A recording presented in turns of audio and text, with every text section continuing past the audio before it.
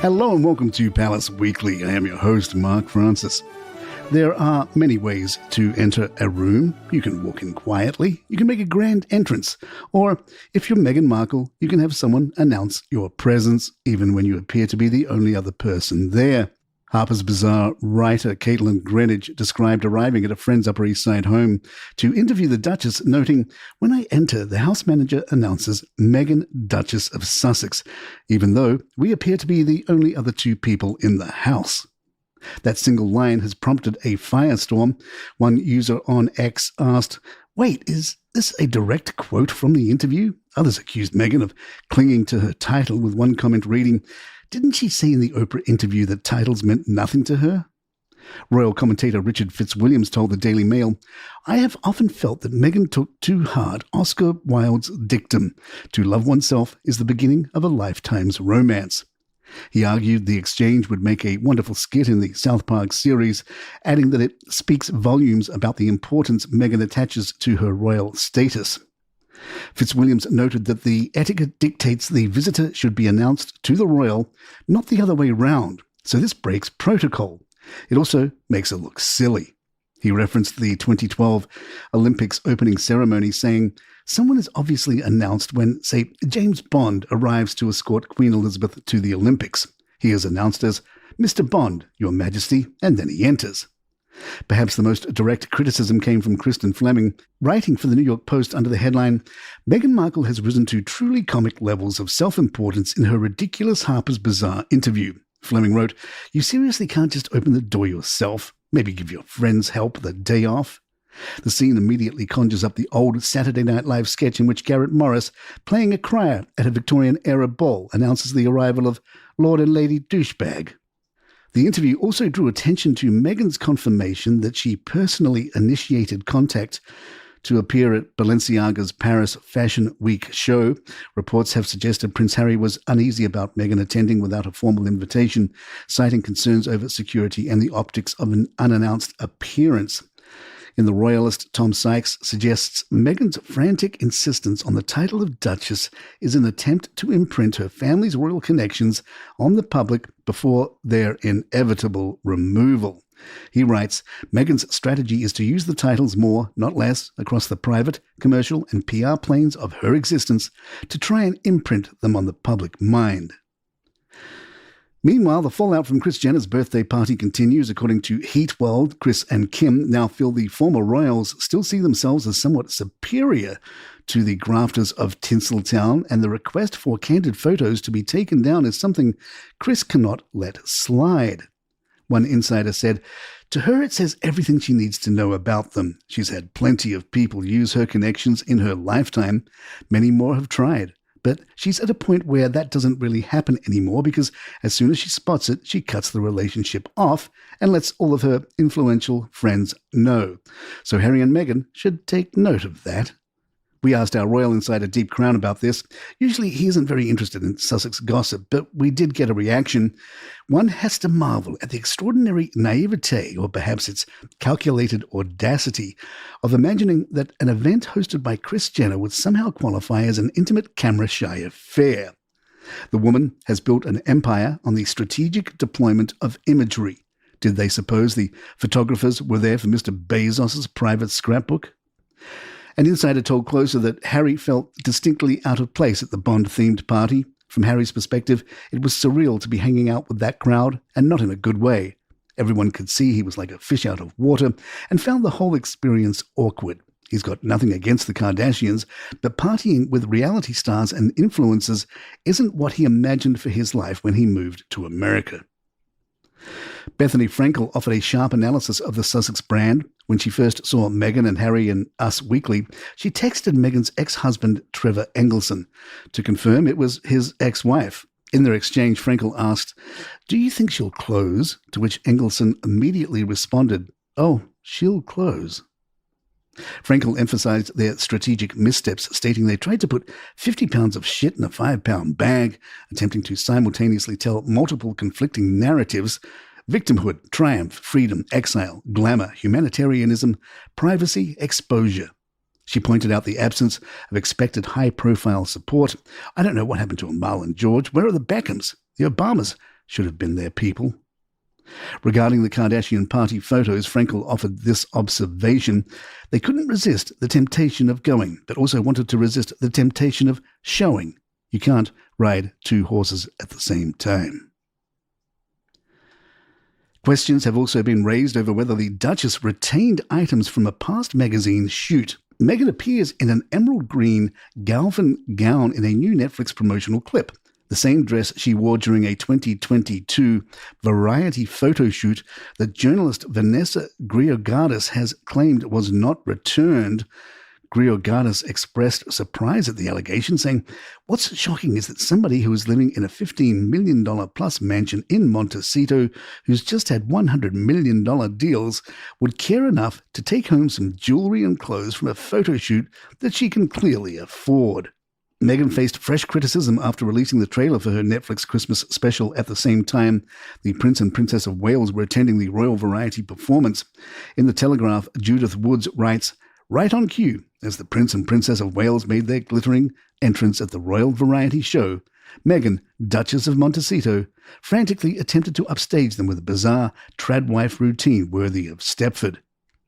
Woods also noted that at no point in the trailer did the C word cross Meghan's lips, not when she was larking about in the Christmas tree lot, not when cobbling together a wreath, not even when laying out cookies for Father Christmas. Our royal insider Deep Crown shared his thoughts. His Majesty takes his role as head of the Anglican Church with considerable seriousness. It's not merely ceremonial pageantry, but a sacred duty to studiously avoid Christmas while trading on one's proximity to the monarchy strikes one as having rather carefully considered which elements of royal heritage prove profitable and which might be inconvenient. Meghan's holiday special was not filmed at the Sussex's own Montecito home. Instead, the Netflix production takes place in a rented mansion roughly 2 miles from their residence. Meghan explained to People, "I wanted to protect that safe haven. Our kitchen is where Mama just cooks for the family. And with a crew of 80-plus people, that's a lot of people to have in your house." For Thanksgiving, Meghan used the As Ever newsletter to share a curated glimpse of preparations, including a video showing her in a burgundy holiday gown glazing a turkey. Her accessories lifted the overall value considerably. The Lorraine Schwartz pinky ring, estimated between $62,000 and $70,000. Her Cartier Justin Clou necklace, valued at $18,700. Her Cartier love bracelet, $8,000, and her engagement ring, estimated at around $150,000. In total, the outfit and jewelry amounted to just over $247,000. One user on X wrote, "Nothing screams authenticity quite as remarkably as a woman basting a chicken in a satin frock without an apron." More palace in just a moment. Prince Harry is said to be considering bringing Prince Archie and Princess Lilibet to Britain more regularly, even if Meghan disagrees. According to Radar Online, Harry is determined that his children maintain a genuine link to their British roots. One source remarked, "He's focused on making sure his kids don't lose their connection to the UK. He won't let anyone stand in the way of that, not even his wife, no matter what consequences that has for their marriage." Sources describe Harry as intent on repairing what they call years of negativity surrounding his rare visits. As one insider put it, Harry misses sports and going down to the pub with his mates. He sees it as part of himself and his culture, and he wants a good drink-up this Christmas. Selfridges has unveiled its new royal-themed Christmas decorations, but Harry and Meghan are noticeably absent. The retailer's festive range features glass baubles modelled on King Charles, Queen Camilla, Prince William, Princess Catherine, and even Diana. However, there are no ornaments of the Duke and Duchess of Sussex. The BBC has disclosed it received 728 complaints about references to Kate Middleton, rather than her formal title, during Armistice Day coverage. We remind listeners that casually referring to the Duchess of Sussex as simply Meghan Markle seems to offend fewer people. The Princess of Wales has offered a simple explanation for her noticeably lighter hair: sunshine. Speaking backstage at the Royal Variety performance, she told actress Sue Pollard, "It used to be brown, but it's gone light in the sunshine." Apparently the princess has never been outside before, prior to this summer. The Princess of Wales is said to be extending quiet invitations to Princess Beatrice and Princess Eugenie for her annual Christmas Carol service, a gesture that royal observers suggest reflects her determination to keep the wider family connected during a turbulent year. Royal commentator Neil Sean said the invitations were deliberately personal, adding that the princess believes in not assigning blame. The idea is that the sisters would make a low-key entrance and show support. A new symbol of the Prince and Princess of Wales has quietly emerged. The revised conjugal coat of arms appeared in the programme for this year's Royal Variety performance. The earlier version, unveiled in 2013, united their individual shields for the first time.